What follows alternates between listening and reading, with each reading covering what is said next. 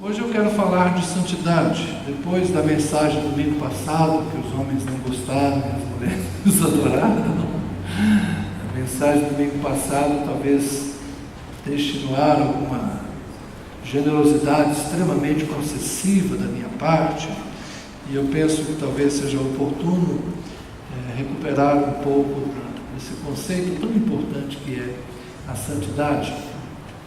E semana passada eu falei sobre preconceito e intolerância, mas hoje eu quero falar sobre um conceito, o conceito de santidade que Jesus veio apresentar. E eu comecei a pesquisar na concordância bíblica, nos evangelhos, onde aparece a palavra santidade. Na NVI, Jesus não usa essa expressão. Nos evangelhos, sempre que aparece santo, Jesus está falando sobre o Espírito Santo, sobre o Pai Santo. É interessante que na NVI, na tradução que eu procurei, santo e santidade quase não aparece na boca de Jesus, a não ser para falar de que Deus é santo. Então Jesus não falou de santidade? Falou. Só que Jesus falou usando outros termos, e eu gostaria de tratar um pouco da ideia de santidade que Jesus nos apresenta, que era, na sua época, inovadora, era diferente do conceito de santidade, por exemplo, trazido por João Batista. Quando a gente analisa o começo dos evangelhos, nós percebemos que antes do ministério de Jesus, antes da pregação de Jesus, o Espírito Santo visitou Israel por meio de João Batista. Zacarias, pai de João, e Isabel eram idosos, anciãos, não tinham filhos, e por providência divina, visita de um anjo, quando Zacarias, o sacerdote, está oferecendo sacrifício, ele recebe a informação: sua mulher vai conceber, vai dar luz ao filho, você vai pôr o nome dele de João, ele não vai beber bebida forte, ele será separado. E João nasce então predestinado. João é daqueles que a vida dele já estava marcada, ele nasceu com um propósito específico, desde o ventre da mãe, ele já foi escolhido, aliás eu diria que ele foi gerado com um fim específico. João não existiria. Quando Deus quer predestinar alguém, ele chama à existência aquilo que não existiria. E aí João então passa a existir com um propósito definido, e ele será o precursor, será a voz que clama no deserto. E João era assim, não bebia bebida forte, ou seja, não se valia de nada que viesse do vinho, da uva. E João também, Jesus vai fazer um comentário que ele não comia e não bebia. Então João era um homem de muitas abstenções, de abstinências, melhor dizendo, muitas regras. João era um homem asceta, recluso, vivia no deserto, era um padrão de santidade. E aí vem Jesus, Filho de Deus, gerado no ventre de Maria, intervenção divina, mais sobrenatural que a gente tem notícia. E Jesus, naquela época, diziam dele que ele era glutão e beberrão. Jesus era diferente de João Batista. João não comia, não bebia, e de Jesus diziam: ele come com publicanos e pecadores. Então eram dois padrões de santidade. João asceta, João recluso, João vivendo fora da cidade, no deserto, e Jesus nas vilas, nas aldeias, levando uma vida comum. Quem era mais santo? Perfeito, eu sei quem era: Jesus. Quem não pecou foi Jesus. Mas muitas vezes a gente é atraído pelo modo de santidade de João Batista, e outras vezes somos desafiados a viver o modo de santidade de Jesus. Eu queria analisar três aspectos dessa inovadora proposta de santidade que Jesus traz. No capítulo 4 do Evangelho segundo João, Evangelho de Jesus Cristo segundo João, no capítulo 4 está a descrição do encontro de Jesus com uma mulher samaritana, e em dado momento a mulher se refere a Jesus dizendo: vejo que o Senhor é um profeta. Nossos pais adoravam nesse monte, mas vocês dizem que em Jerusalém é o lugar em que se deve adorar. Havia naquela época o conceito de lugar santo. E ainda há hoje esse pensamento de lugares santos. O islamismo tem Meca, um lugar onde, se tiver recurso financeiro, o muçulmano, ao menos uma vez na vida, deve ir a Meca, visitar a Kaaba, a pedra lá na Kaaba. Então, é uma peregrinação obrigatória para o islâmico. Se considerarmos outras religiões, há lugares sagrados. O budismo tibetano tem lá no Tibete alguns monastérios, e quem pratica esse tipo de religião vai lá. Tem gente que vai lá na Índia conhecer os lugares diferentes das religiões hindus. Enfim, há santuários cristãos em diversos lugares. No Brasil, o mais conhecido é o Santuário de Aparecida, lá no Vale do Paraíba, Vale do Rio Paraíba, lá em São Paulo. Muita gente faz peregrinações, 12 de outubro, dia que se atribui uma devoção especial a Nossa Senhora da Aparecida. Muita gente peregrina e vai a pé, e romeiros seguem lá pela Via Dutra, alguns carregando cruzes. É a ideia de ir a um lugar santo. Lugares santos existem diversas crenças. E Jesus vem e responde a uma pergunta específica da mulher: qual é o lugar santo? O lugar santo é o Monte Gerizim, como dizem os nossos pais samaritanos, ou é o monte lá em Jerusalém, como dizem os vossos pais judeus? E Jesus diz que nem aqui e nem ali chegou a hora, e agora, que os verdadeiros adoradores adorarão a Deus, adorarão o Pai em espírito e em verdade. Há uma, então, mudança. Jesus apresenta um novo conceito, não há mais um lugar santo.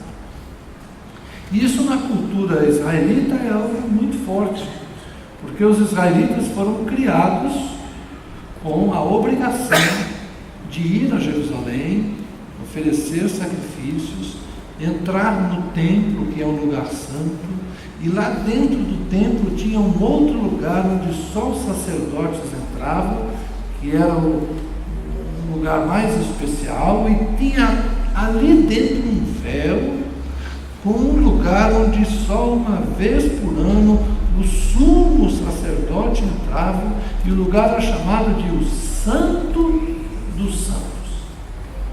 Aquela expressão do salmista: guarda o teu pé quando entrares na casa do Senhor. Eu me lembro de ter ido a algumas igrejas quando eu era menino, e no hall de entrada da igreja, em cima ali dos umbrais da porta, estava escrito: guarda o teu pé quando entrares na casa do Senhor. Os mais desavisados ficavam o pé no tapete, pensando que era para não trazer poeira, ou então cuidar para não tropeçar em alguma coisa que tinha lá, mas não é isso não. A ideia é que você só pode entrar se você estiver em condições, se você estiver em santidade. Porque você vai na casa do Senhor, lugar santo. Esse conceito no Antigo Testamento sobreviveu, inclusive nos primeiros anos da igreja judaica em Jerusalém. Quando a gente lê o capítulo 2 de Atos, a gente vê lá no finalzinho do capítulo que eles perseveravam diariamente nas orações. Onde? No templo. Eles iam no templo para orar. Os primeiros cristãos frequentavam o templo de Jerusalém e lá ministravam as mesmas autoridades que condenaram Jesus. Mas por que os cristãos iam ao templo orar, se quem oficiava ali eram os sacerdotes que haviam condenado Jesus? Não importa quem está falando lá, o lugar é santo. Nós temos que orar porque o templo é um lugar santo e a gente vai orar lá.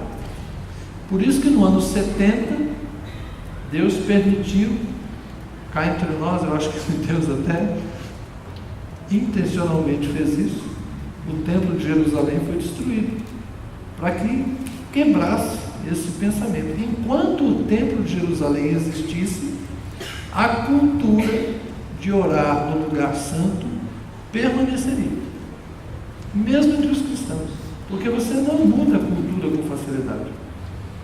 E foi uma questão de tempo. Deus destruiu, ou permitiu que os romanos destruíssem o templo de Jerusalém. Depois de algumas décadas, começaram os cristãos a construir grandes templos e grandes catedrais. Hoje o que mais existe nas grandes cidades, o que é? Templos. Qual é o marco zero da cidade de São Paulo? Catedral da Sé. Você vai lá na grande igreja, já fui lá algumas vezes, sempre que eu levo algum colega, turista, não conhece São Paulo, vamos lá, vamos entrar na catedral, para você ouvir o som dos órgãos de tubo. Eu gosto de entrar na hora que tem missa, que aí você escuta aquela reza, escuta o órgão de tubo, é bonito, né? Entra lá no Mosteiro São Bento. Eu não tenho medo de entrar em templo católico. Toda grande cidade que eu já fui por aí, se tem um templo, eu vou visitar. Bonito ver as imagens que tem lá dentro. Opa, mas é sério. Eu fico lendo lá as inscrições dos túmulos dos bispos que estão lá. Eu fiz isso em Olinda, enfim, em um monte de lugares. É um rito católico, né? São lugares de culto, né? Para mim é cultura. Eu não acho que aquele lugar é do diabo, nem acho que aquele lugar é de Deus. Ali se reúnem cristãos que adoram a Deus segundo o rito católico. É um templo. E eu penso assim, quando eu fui ao México, fui lá conhecer o templo da Virgem de Guadalupe. Os 3 templos construídos, o pequeno, o médio e o grande. Olha, cultura, vou lá conhecer, faz parte, né? Essa ideia dos lugares santos. Por que as pessoas vão aos lugares santos? Porque eles acham que lá o poder de Deus funciona de uma forma diferente. O lugar santo tem uma graça especial. Isso é um equívoco. Jesus disse, não é aqui, não é ali, mas importa que os adoradores adorem a Deus em espírito e em verdade. Então Jesus trouxe um novo conceito: não há lugar santo. Todo lugar pode ser santificado. Todo lugar. Você pode servir a Deus em qualquer lugar. Se um pequeno grupo de irmãos se reunir debaixo de uma mangueira, ali se tornou um lugar santo. Por quê? Porque ali o nome de Deus está sendo invocado. E Deus estará naquele lugar. E se eles saírem dali e forem para baixo de uma outra árvore, Deus irá com eles. E se eles preferirem ficar à luz do sol, para ter vitamina D, as mulheres fizeram uma reunião de oração, todas as irmãs aí que estão precisando tomar sol, de manhãzinha, vão lá, façam um círculo de oração, debaixo do sol, sem protetor solar. Nessa hora tem que ser, para você pegar a vitamina D, vai lá e ora, não é? Deus está lá. Mas Deus fala do sol? Fala. Deus fala do sol, Deus fala da sombra, Deus fala em todo lugar. Se tiver um grupo de irmãos que são mergulhadores, eles resolverem descer 30 metros lá na barragem do Lago Paranoá e ver se Deus responde a oração lá embaixo, vai, mergulha. Porque Jonas falou com Deus lá no fundo do abismo, e ele descobriu que no ventre do peixe, no fundo do mar, Deus escuta a oração. Não importa onde você esteja, se você invocar o nome do Senhor, Deus vai ouvir a sua oração. Então não há lugar santo. Tem gente santa que ora a Deus, e Deus escuta a oração. Amém? Mas tem pecador que ora a Deus, e Deus escuta também a oração do pecador. Aquela coisa que está lá em João capítulo 9, né, que as pessoas ficam discutindo com o cego de nascença que foi curado por Jesus. Em dado momento eles dizem: olha, nós sabemos que esse homem é um pecador e Deus não ouve pecadores. Não foi Jesus que disse isso, foram as pessoas que disseram. Isso é uma tremenda bobagem. Se Deus não ouvisse pecadores, como é que a gente poderia pedir perdão? É lógico que Deus ouve pecadores. Porque quando um pecador pede perdão a Deus, Deus tem que ouvir o pedido dele. E aí diz assim: tá bom, filho, eu te perdoo, agora você não é mais pecador, agora você já está santo. Deus ouve pecador, Deus ouve a todos. Escutar, Deus escuta, atender é outra coisa. Eu creio que Deus conhece todos aqueles que o buscam. Uns estão com a vida em ordem, outros estão acertando, e outros estão bem errados. Mas se buscar o Senhor, Deus ouve. Deus ouve. Deus conhece os que o invocam. Deus sabe quando o nome dele é clamado, quando o nome dele é buscado, ele responde: buscar-me-eis e me achareis, quando me buscarem de todo o coração. O que Deus quer é sinceridade. Não é o lugar, mas é a forma como a gente busca Deus. Então, não há lugar santo, foi o que Jesus disse. Mas havia também o conceito de povo santo. E quando a gente vê em João capítulo 8 uma discussão entre Jesus e os judeus, no capítulo 8 do Evangelho de João, eles vão tratar sobre quem é filho de Abraão e quem não é filho de Abraão. As pessoas diziam: nós somos filhos de Abraão. E quem conhece a Escritura sabe que lá no Gênesis, Deus disse para Abraão: Abraão, eu vou fazer uma aliança com você. Todo macho que nascer na tua casa, você circuncida ele. E eles serão o meu povo, e eu serei o Deus deles. O que isso significa? Eles serão um povo santo. Por quê? Porque eles são o povo de Deus. Então havia um conceito estabelecido no Antigo Testamento de povo santo, povo separado. A palavra santo significa separado. Então havia um povo que era diferente dos outros povos. A descendência de Abraão foi convidada a ser o povo de Deus. Todo descendente de Abraão, não. Abraão teve muitos filhos, só Isaac. Todos os filhos de Isaac, não. Isaac teve 2 filhos, mas Deus amou a Jacó e desprezou a Esaú. Então só os descendentes de Jacó, a quem nós chamamos também de Israel. Então eles são o povo santo. Por quê? Porque Deus escolheu. É a eleição. Aí é o que diz Romanos capítulos 9, 10 e 11. Porque Deus quis. Não havia mérito nenhum, não havia nenhum privilégio, eles não tinham nada de especial, é uma questão da prerrogativa divina. Deus escolheu esse e não aquele. Então os israelitas foram formados, gestados com essa concepção: nós somos o povo santo, nós somos diferentes das outras nações. Bom, pelo menos eles deveriam ter sido diferentes. Como não foram, ao longo dos séculos, receberam um tratamento às vezes muito duro da parte de Deus. Mas o conceito de povo santo estava vivo lá nos dias de Jesus. E aí Jesus traz algo novo. Jesus fala para eles assim: olha, vocês não são filhos de Abraão, porque se vocês fossem filhos de Abraão, vocês fariam as obras de Abraão. Vocês são filhos de outro ser. De quem? Vocês estão querendo me matar, então vocês são homicidas. Vocês são filhos do diabo. É bem diferente de ser povo santo. Vocês são um povo encapetado. E aí então fica essa questão: são povo santo ou não são povo santo? Como é que termina a discussão? João 8, 46, Jesus fala assim, aliás 47: quem é de Deus, ouve as palavras de Deus. Por isso vocês não me ouvem, porque não são de Deus. Então quem é de Deus? Quem é povo santo?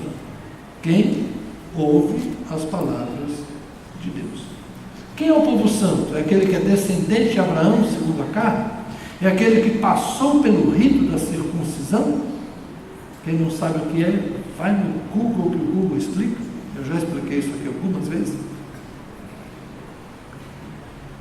Povo santo então é isso? Descendente de Abraão segundo a carne, que passou pelo rito da circuncisão? Não. O povo santo é de Deus quem ouve as palavras de Deus. E o que significa aqui ouvir? não é simplesmente ouvir do mesmo jeito que eu disse sobre a oração agora. Deus ouve, não sei se Ele atende a todo mundo. Aqui Jesus está usando ouvir no sentido de ouvir, compreender e obedecer. Um pouco antes a discussão caminhou por esse estreito caminho da obediência. Ouvir a palavra de Deus, crer na palavra de Deus e obedecer a Deus. É descendente de Abraão aquele que tem a fé de Abraão, como disse o apóstolo Paulo. Nós precisamos entender que o conceito de povo santo não é mais um conceito étnico. Meus filhos não são santos porque eu sou santo, e aí meus netos serão santos. Aí nós temos um probleminha, né? Porque Paulo, lá na carta aos Coríntios, disse alguma coisa assim, sobre casamento misto e tal, e os nossos filhos, mas isso é um assunto mais complexo. Mas a santidade não é algo que a gente passa de pai para filho. A santidade vai ser sempre uma experiência pessoal. Filho de crente precisa aprender a crer. Filho de quem tem fé precisa desenvolver também fé. Nós devemos ensinar aos nossos filhos não simplesmente a nossa religião, mas nós devemos ensinar aos nossos filhos a terem fé em Deus da mesma maneira como nós temos. Eles têm que ter experiências com Deus assim como nós temos. Quando eles são crianças, nós podemos ensiná-los a orar como a gente. Repete a oração. Mas haverá um momento em que eles deverão aprender a orar por si mesmos. Eles não poderão passar o resto da vida repetindo as nossas orações. Eles terão que experimentar a oração que sai do coração deles. Eles terão que ter os desafios, enfrentar os desafios da vida e ter as experiências próprias, lidar com os pecados deles e conversar com Deus acerca destas coisas, desenvolver a sua própria caminhada com Deus. É mais ou menos como carregar a criança. Durante um tempo a gente carrega a criança no colo, chega uma hora que você precisa ajudá-la a caminhar, e ela anda um pouquinho, cansa, para na frente da gente e estende os bracinhos. E aí você fala: minha filha, anda um pouquinho mais, meu filho, anda um pouquinho mais. E aí empaca. Aí você é obrigado a fazer o quê? Pega e carrega. Dali a pouco, estou cansado, anda um pouquinho mais. É assim que a gente vai fazendo. Porque vai chegar o dia que você vai querer pegar na mão dele. E ele fala: não, dá mão não. Não me queima. Vai chegar o dia que você vai querer pegar na mão dele e ele não vai querer pegar na sua mão. Depois volta, lá para frente volta. Aí vai chegar o dia que você vai ficar velhinho e vai pedir: dá a mão para mim. É assim, né? Na vida tem essas coisas. Mas a gente precisa ensinar os nossos filhos no começo. Depois eles têm que aprender por si mesmos. Porque não há mais um povo geneticamente santo. Não há um povo etnicamente santo. Essa cultura é santa. A cultura dos hebreus é santa. A cultura de Israel é santa. Então vamos praticar a cultura de Israel.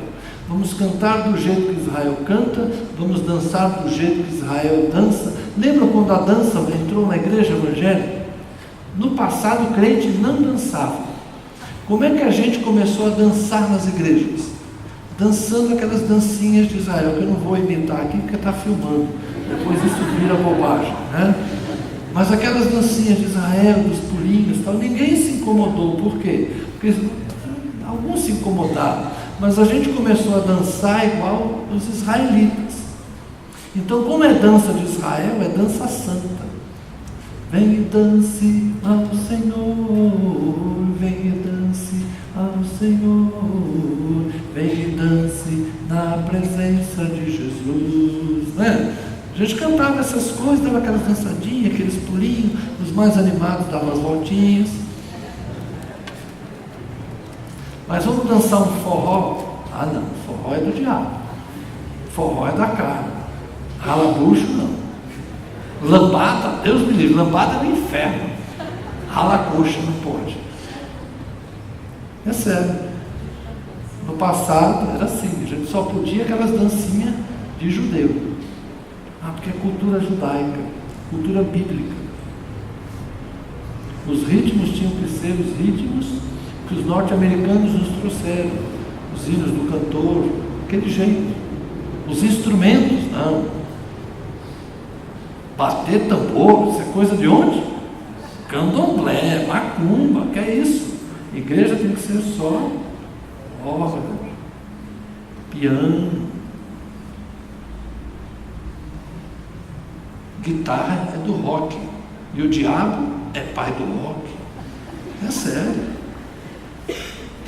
Aí as coisas foram se adaptando, a cultura foi sendo, digamos assim, a cultura evangélica foi sendo permeada, né? Foi penetrando coisa aqui, penetrando coisa ali, e hoje nós temos diversas expressões culturais. Isso por quê? Porque nenhuma cultura é santa e nenhuma cultura é totalmente profana. Na África, eles cantam nas igrejas no mesmo ritmo que eles cantam as outras crenças africanas. Não tem problema. Não tem problema. Não faz a menor diferença. Se eu chegar no sertão nordestino, há poucos dias o Delírio estava aqui forrosando na igreja. Não tem problema. Nós não estamos santificando o forró.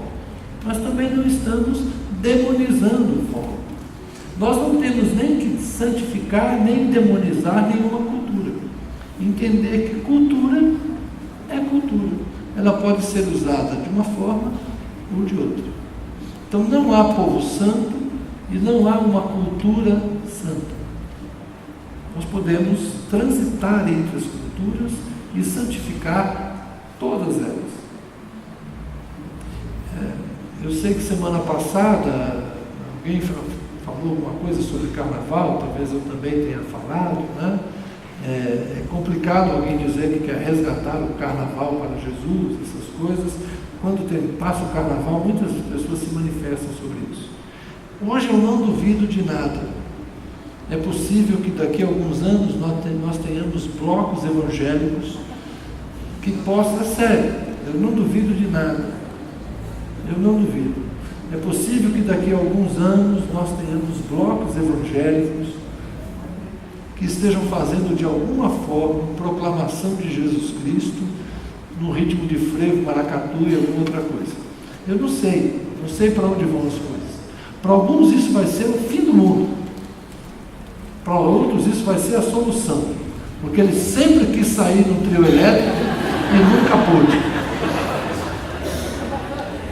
Né?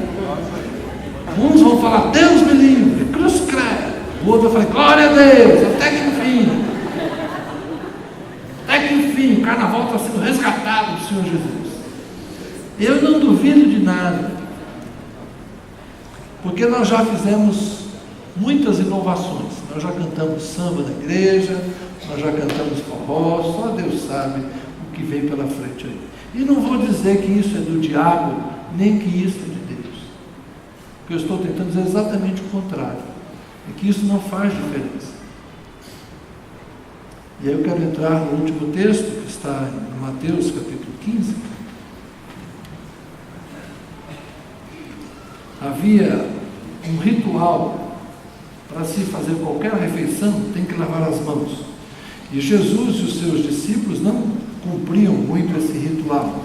E alguém criticou Jesus porque ele e os discípulos transgrediram a tradição dos anciãos, pois não lavam as mãos quando comem. Isso é um hábito higiênico importante. Por gentileza, lave as mãos antes de comer. Isso é um bom hábito higiênico. Agora, isso não deve necessariamente ser visto como um mandamento, uma questão religiosa. Então, porque Jesus e os seus discípulos não lavaram as mãos, começaram a ser criticados. E Jesus, então, capítulo 15 de Mateus, verso 7, diz assim: hipócritas, bem profetizou Isaías a respeito de vocês, dizendo: este povo me honra com os lábios, mas o seu coração está longe de mim. e em vão me adoram, ensinando doutrinas que são preceitos dos homens. Lá adiante, verso 17. Não compreendem que tudo que entra pela boca desce para o estômago e depois é eliminado? Mas o que sai da boca vem do coração, e é isso que contamina a pessoa. Porque do coração procedem maus pensamentos, homicídios, imoralidade sexual, prostituição, furtos, falsos testemunhos, blasfêmias. São estas as coisas que contaminam a pessoa, mas o comer sem lavar as mãos não a contamina. Naquela época havia uma série de ritos e observâncias acerca de dietas alimentares, banhos e abluções, rituais de purificação e principalmente a observância de não comer certas coisas. Uma feijoada, meus irmãos, seria condenada absolutamente naqueles dias. Paulo, então, nosso querido irmão Paulo, dono do restaurante, que às quartas e sábados faz feijoada, seria um instrumento de Satanás para levar pessoas para o inferno. Outro dia eu fui lá no sábado comer a feijoada do Paulo. E o irmão Paulo da Bíblia talvez fosse lá também sem nenhuma dificuldade, porque o apóstolo Paulo não se incomodava com essas coisas. Paulo escreveu assim: comam de tudo que põe na mesa e deem graças. Paulo era um homem que havia superado essa questão das dietas alimentares. Romanos 14 ele fala: uns comem de tudo e outros não comem certas coisas, cada um faça como quiser. Então, na época de Jesus, havia uma série de regras, e Jesus não se deixava escravizar por elas. Por quê? Porque Jesus está dizendo que o importante é o coração. A santidade não é a santidade exterior. Muitos de nós aqui vivemos uma época lá atrás em que a roupa contava muito, o comprimento do cabelo contava muito, a forma de se usar ou não usar adereços e maquiagens contava muito. Hoje nós estamos numa outra época, né? Hoje o problema são os homens com alargadores na orelha. Brinco a gente já aceitou. O problema é aqueles alargadores de 4 centímetros em cada orelha. A gente acha meio esquisito esse negócio. Tatuagem a gente já liberou. Se o dia que alguém vier com aquelas bolas de gude debaixo da pele, a gente vai começar a achar meio esquisito por aqui. Isso aí é coisa da caverna de Adulão, né? Nem toda igreja está preparada para isso. Mas é sério, né? Esses dias eu fui numa Assembleia de Deus pregar, cheguei lá, entrou um cara, mas o cara era grande, o cara era forte. Um rapaz forte, bonito. Entrou lá, sentou na igreja e tal, rabo de cavalo, assim. Falei, cara, style, isso aí tem estilo, né? Daqui a pouco ele levantou, veio aqui, pegou o microfone e começou a cantar. Falei, uau, como estamos?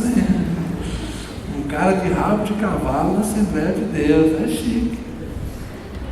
É sério. Quem diria? Quem diria?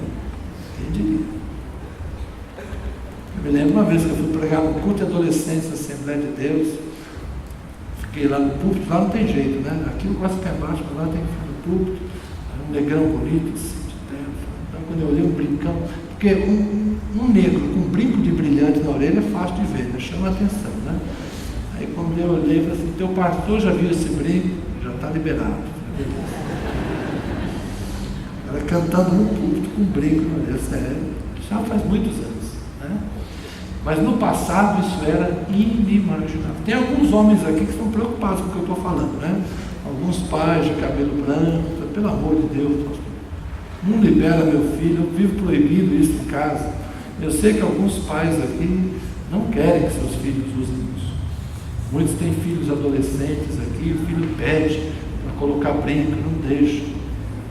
Deixa eu contar uma história para vocês. Um dia, a Lívia, filha do Herto, chegou para o pai dele. Deixa eu contar para todo mundo isso aqui agora, Lívia, né? Chegou assim: pai, deixa eu pôr um segundo brinco na orelha. Aí o pai dela: não, você já tem um brinco aí, já está. Mas a esposa do pastor tem 2. Foi assim mesmo, Lívia? Não? Hã? coisinha, né? Mas são essas coisas que tem que negociar, né? Os jovens têm que negociar com os pais. Deixa eu pôr um piercing, deixa eu pôr isso, deixa eu pôr aquilo. Por quê? Porque na nossa cultura, isso não é coisa de homem, isso não é coisa de crente. Fazer tatuagem, meu filho não faz tatuagem. É sério. Os mais velhos têm resistências com essas coisas. Os mais jovens têm desejo dessas coisas. E fica aquela tensão. O que é santo, o que não é santo? Nada disso tem a ver com santidade. Isso é tudo coisa exterior. Isso é tudo coisa exterior. O que é a santidade? Jesus falou que é o coração. Do coração procedem os maus pensamentos. Do coração procedem os homicídios. Aquela tragédia de Suzano. De onde veio? Uns vão dizer que é do videogame. Outros vão dizer que é por causa de arma. Outros vão dizer que é por causa do bullying. Nós daremos 1000 razões para tentar entender o que duas mentes doentias são capazes de fazer. Mas Jesus diz que os homicídios procedem do coração. Não é a arma que mata, alguém disse. É a mão que puxa o gatilho. Mas Jesus vai dizer, não é a mão que puxa o gatilho, é o coração, lá dentro, que planeja o homicídio. A violência procede do coração. Você pode tirar a arma, tem a arma branca. Vamos viver sem facas daqui para frente? Como é que a gente vai comer em casa? Vocês já repararam quantas mulheres têm sido vítimas de esfaqueamento? Aí você já não sabe. A pastora Mércia, pastora lá na cidade de Malhado, sobreviveu ao esfaqueamento pelo seu marido, né? 14 facadas ela tomou? 14 facadas. Sobreviveu por um milagre. Há muitos anos atrás. Então nós vamos tirar as facas de casa. Alguns pensam que é simples resolver o problema da violência. Não, o problema da violência não está em ter ou não ter arma, embora, na minha opinião, é melhor menos armas. Na minha opinião, a arma não é a solução para a violência. Facilita até mesmo.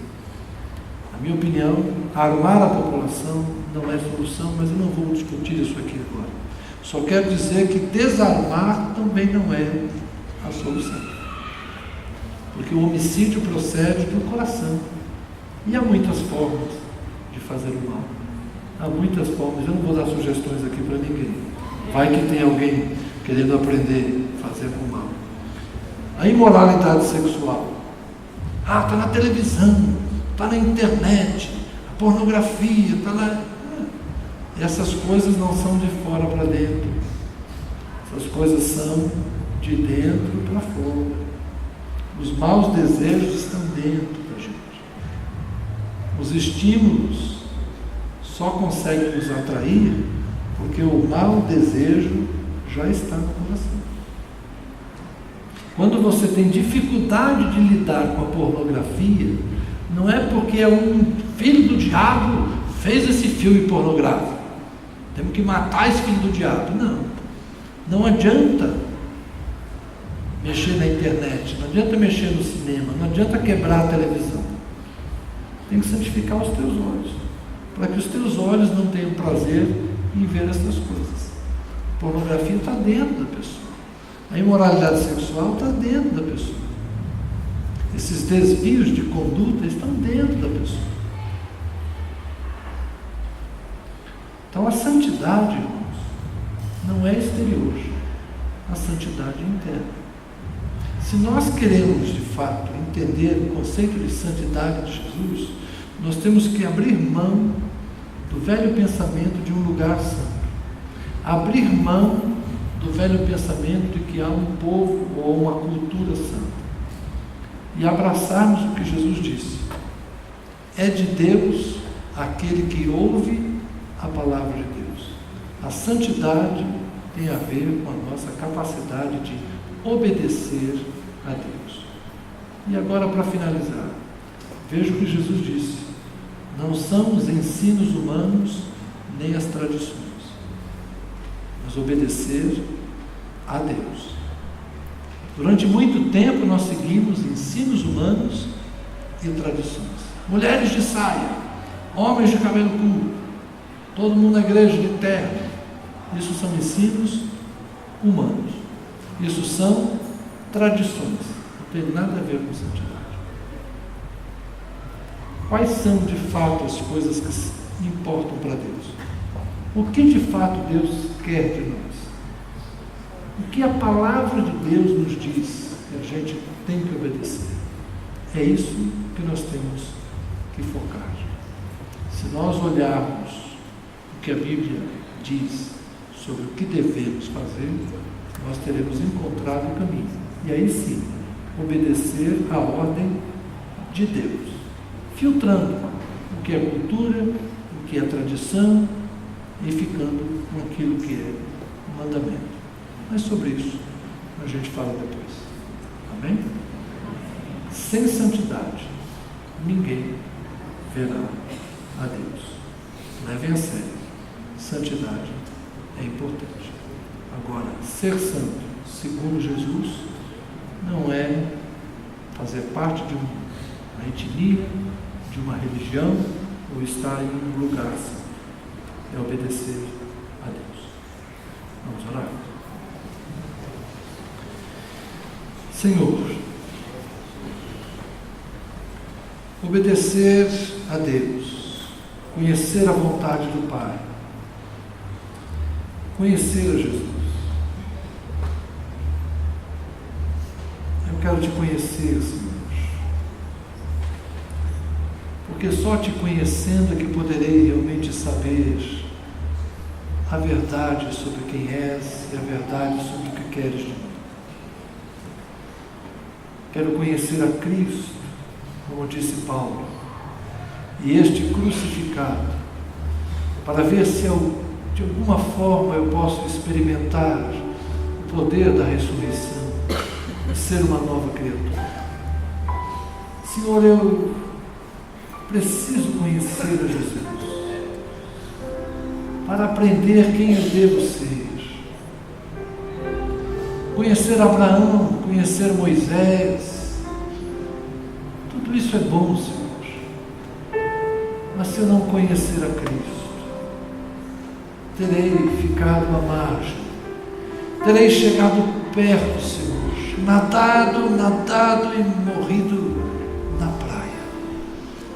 Eu quero conhecer a Cristo, Senhor. Eu quero conhecer o amor.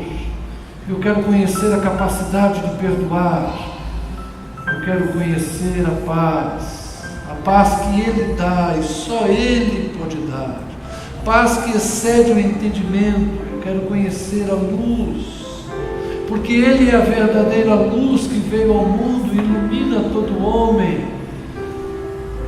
Eu quero conhecer a Jesus porque Ele é o Verbo, Ele é a palavra encarnada, o Verbo que se fez carne e habitou entre nós, e a sua glória e a sua graça foi vista por aquelas pessoas naqueles dias. E hoje eu quero ver essa mesma graça, essa mesma verdade. Eu quero conhecer a Jesus e conhecer o dom do Espírito que só Ele pode dar, porque Ele é aquele que batiza com o Espírito Santo.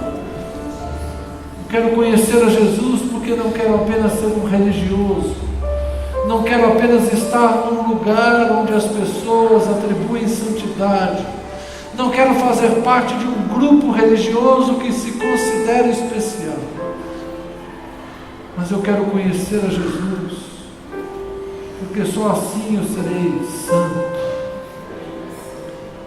Porque quem conhece a Jesus descobre a verdadeira santidade. Quem conhece a Jesus descobre a verdade. Quem conhece a Jesus tem o seu próprio corpo, o seu interior iluminado.